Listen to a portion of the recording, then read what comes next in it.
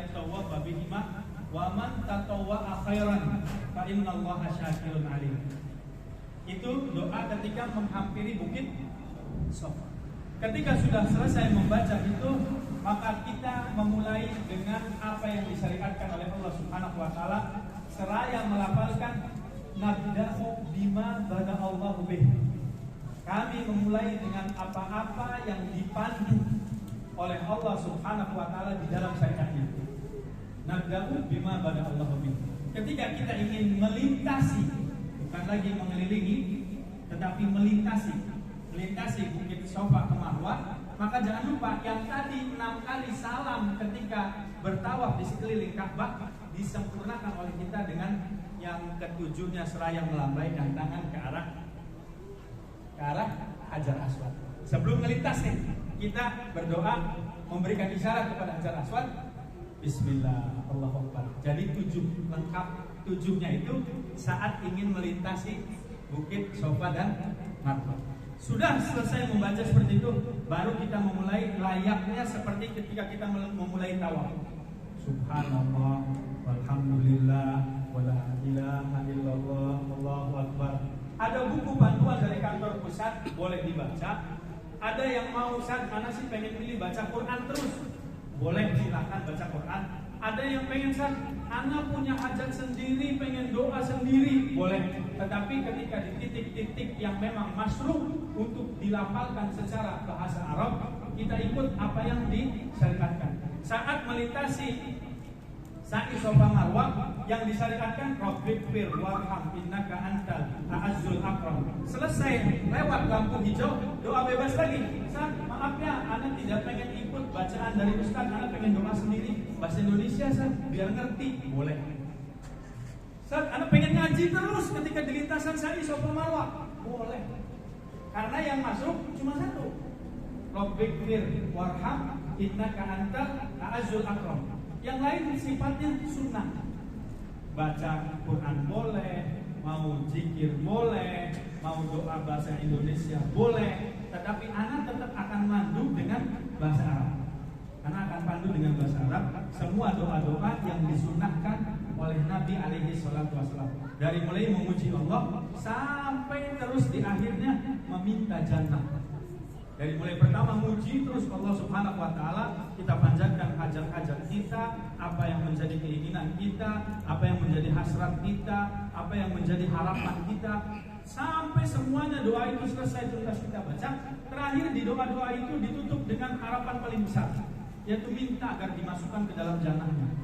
Semuanya kita panjatkan doanya. Satu persatu nanti akan ada alat bantu dengarnya. Jadi anak baca pelan pun semuanya bisa dengar. Ami Salman bisa dengar, Ami Fatma bisa dengar, Ami Bibi bisa dengar. Semuanya bisa dengar. Semuanya tidak ada yang tidak kedengaran. Insya Allah alatnya peka. Insya Allah alatnya peka. Tidak, mudah-mudahan tidak recak begitu. Tapi suaranya bisa jelas.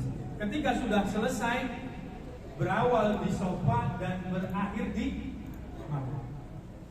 Sebetulnya di Bukit Safa ada apa sih? Kejadian apa yang luar biasa terjadi di Bukit Safa? Ada kejadian yang sangat luar biasa di Bukit Safa. Dulu orang-orang Arab itu termasuk suku Quraisy, sukunya Rasulullah SAW, kalau ingin menyampaikan berita besar, maka mereka naik ke Bukit Safa. Naik ke Bukit Safa seraya menyampaikan berita yang sangat penting sambil meninggikan suara. Ya Subaya, seperti seruan-seruan secara umum, seruan-seruan penting begitu. Maka Nabi SAW ketika mendakwahi umatnya, saat diperintahkan untuk mendakwahi secara terbuka, Nabi naik ke Bukit Safa. Ketika suku Quraisy, Bani Hashim, Bani Mustalik, semuanya suku-suku yang ada di Arab itu berkumpul gitu. Nabi mengatakan, maukah aku habarkan kepada kalian sesuatu yang sangat penting? Maka mereka mengatakan, bala ya Muhammad, karena masih dalam keadaan sebagian ada yang sudah berislam, ada yang masih kafir. Maka mereka mengatakan, bala ya Muhammad, tentu ada berita penting apa ini? Maka Nabi mengatakan, maukah engkau aku beritahukan? Percayakah kalian ketika aku beritahukan kepada kalian kalau ada pasukan berkuda yang akan menyerang kalian, apakah kalian percaya padaku? Maka semua saat itu merasa percaya, karena Rasulullah itu dari mulai kecilnya segede si Aminah, segede si Fitri, segitu, belum pernah berbohong. Belum pernah berbohong. Sampai dalam keadaan dewasa pun dikenal Muhammad bin Abdullah Al-Amin. Gelar Al-Amin itu yang dapat dipercaya. Tidak pernah sekalipun bohong, tidak pernah. Kalau kita kan kadang ngajari anak kita juga, nanti dibelikan es krim ya, toh. Begitu yang penting sudah diam, kita harapi anak kita. Kita bohongi supaya diam maksudnya. Nah, berarti kita suka bohong kan? Suka pura-pura. Kalau Rasulullah dari mulai kecilnya sampai dewasanya tidak pernah satu kali pun berdusta. Makanya orang-orang Quraisy yang musyrik pada Allah Ta'ala, mereka mengatakan, engkau Al-Amin, engkau adalah orang yang bisa dipercaya. Semuanya kami mengenal engkau tidak pernah berdusta. Maka Rasul mengatakan, ketahuilah, asyhadu an la ilaha illallah wa inni Muhammad Rasulullah. Ketika itu Nabi mengatakan seperti itu, maka orang-orang Quraisy mengatakan sebuah perkataan yang berat untuk diterima, tetapi berisi sangat padat. Berisi sangat padat. Kami belum pernah mendengar ucapan seperti itu. Tapi saat itu Abu Lahab memegang batu, gitu. Seraya mengatakan kepada Nabi alaihi salatu wasallam, beliau mengatakan, ajamakna lihada ya Muhammad, apakah engkau mengumpulkan kami untuk mengatakan hal seperti itu pada saat ini Muhammad? Untuk ini tak? Maka beliau pun Abu Lahab mengatakan begitu sambil mengepakkan tangan, tabbanlah ya Muhammad, silakan kau wahai Muhammad. Saat itu Allah Subhanahu wa taala turunkan ayat tabbat yada abi lahabin. Surat Al-Lahab itu kejadiannya ketika Nabi Muhammad SAW berada di Bukit Sofa sambil memberitahukan tentang tauhid dan syahadatain, bahwasanya wajib bagi seorang muslim untuk bersyahadat pada Allah dan mengakui dirinya sebagai seorang rasul. Allah turunkan ayat kepada Abu Lahab. Abu Lahab itu adalah kunyah, bukan nama aslinya. Nama asli dari Abu Lahab adalah Abdul Uzza, hambanya berhala Uzza. Makanya Allah Ta'ala tidak mau mencantumkan namanya tabbat yada Abdul Uzza, tidak. Karena kata-kata yang kotor, kata-kata yang mengandung syirik, Allah tidak rela mencantumkan di dalam ayatnya. Maka Allah gelari dengan Abu Lahab. Abu Lahab itu artinya yang akan dimakan sama api yang merah, yang panas. Atau dalam artian tafsir yang lain, wajahnya merah. Abu Lahab ini paman Rasulullah yang ganteng luar biasa. Saat itu beliau, Abu Lahab ini, melempari Rasul dengan batu, butuk Rasulullah dengan batu, sampai Nabi memunculkan darah segar karena dibutuk, dilempar oleh batu, sampai darahnya itu ke kakinya. Maka Allah Ta'ala sudah menghukumi Abu Lahab sebagai penghuni nerakanya Allah Subhanahu wa Ta'ala, dan tidak akan diberi kesempatan untuk berislam sampai wafatnya pun dalam keadaan kafir. Disitulah kalau nanti kita sampai di Bukit Sofa, kita bisa nampak jelas, oh di sini Rasulullah itu berdiri ketika menyampaikan hal penting tauhid kepada kaumnya. Itu kita bisa ambil ibrah, kita bisa ambil hikmah bahwa pesan tauhid ini penting luar biasa. Makanya kemudian kita sa'i Safa Marwah, lantas kita menapaktilasi perjuangan Siti Hajar dari istrinya Nabi Allah Ibrahim. Ketika kita sudah selesai berawal di Safa, berakhir di Marwah, 7 lintasan, maka kita melakukan apa yang namanya tahallul.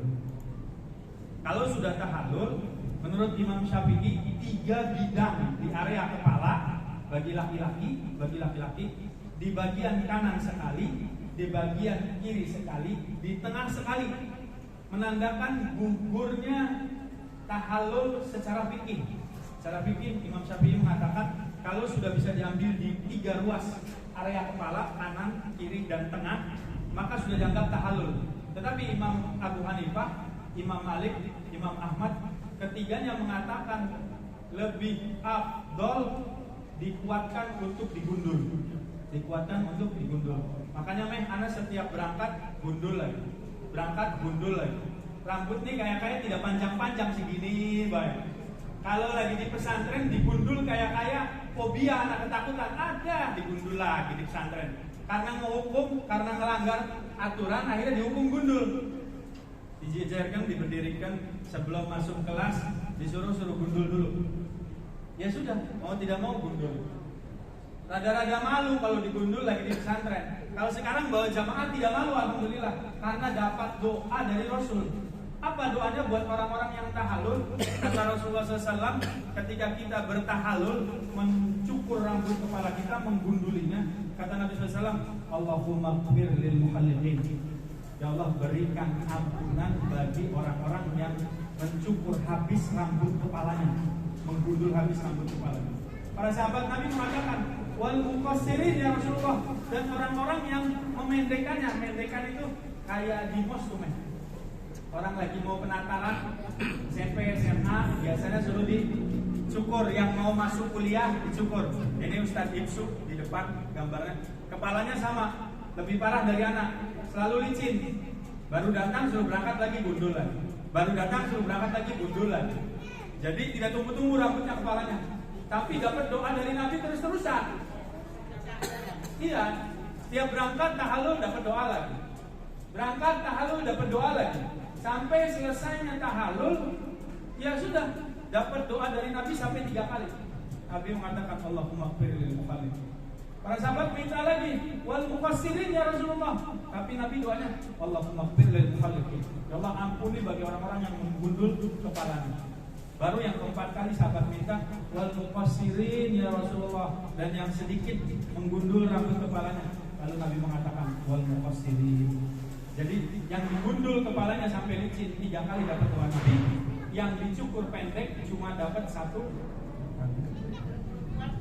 Nah, kalau perempuan, syariatnya dijelaskan oleh beliau bahwasannya sunnah untuk perempuan itu mengumpulkan rambutnya seperti kayak mau ngaretin, mengumpulkan rambutnya, dan setelah sudah sampai di ujung dipotong bagian rambutnya itu 1 ruas jari. 1 ruas jari sesama akhwat. Ame Mimin dicukur sama Ami Salman boleh. Terus Ame Fatma dicukur sama adik atau Amir boleh. Terus istrinya adiknya dicukur sama adik boleh. Segini saja. Kumpul dulu, dijadikan 1 jumputannya begitu ya.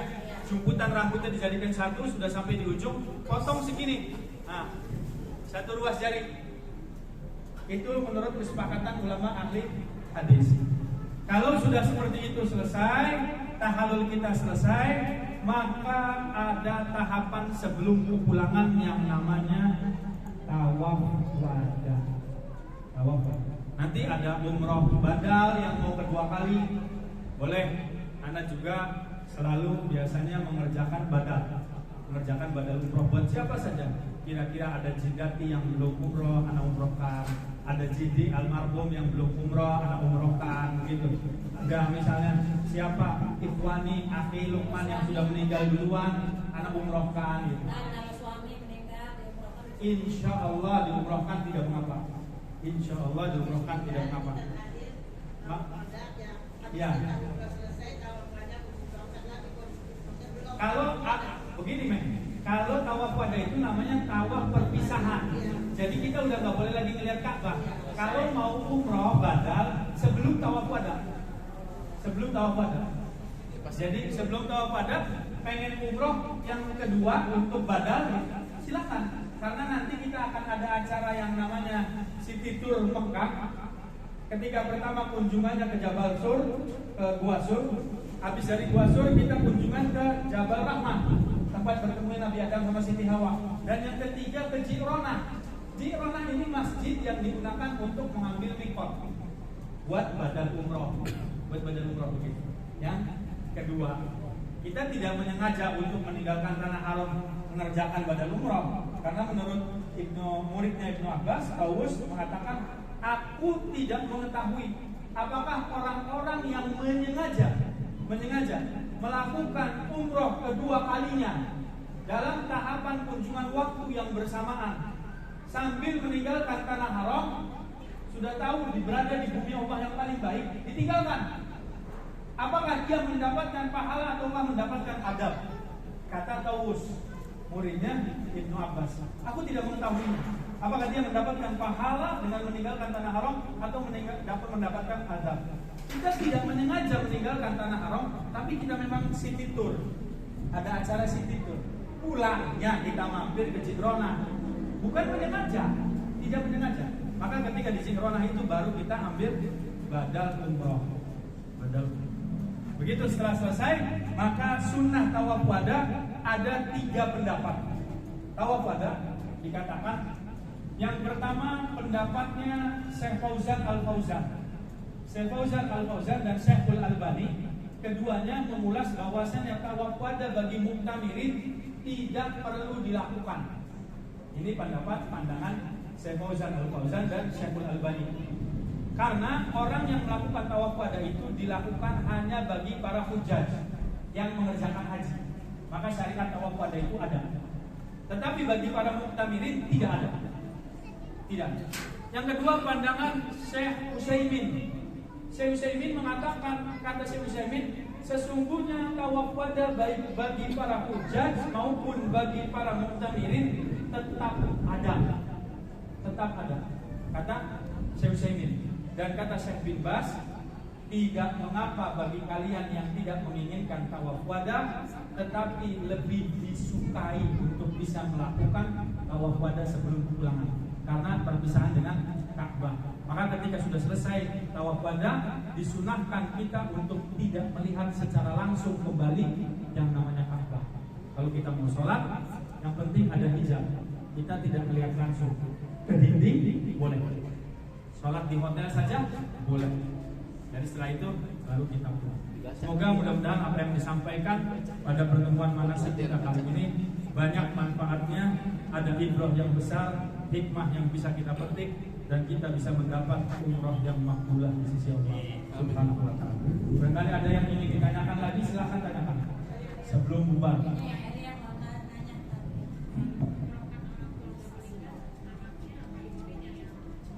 Oh ya, mengumrohkan yang paling bagus buat orang tua yang sudah wafat. Buat orang tua yang sudah wafat, paling afdol nomor 1 nasabnya, berarti anaknya. Paling afdol nomor 1. Tetapi boleh juga buat orang yang tidak menjadi nasabnya, mantunya, temannya, orang lain, karena adanya hadis subrumah.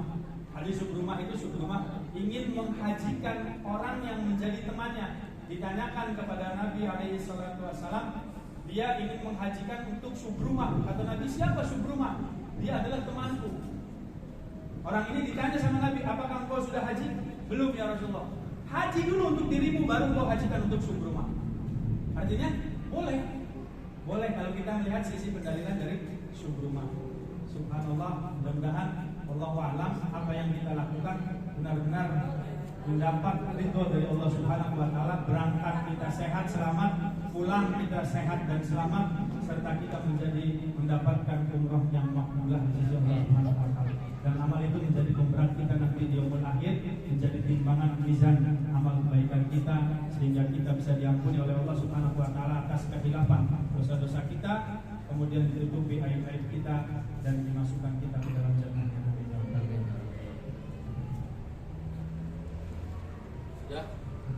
Udah beres, jangan tanya lagi. Ada yang tanya nggak ada? Udah. Aku minta maaf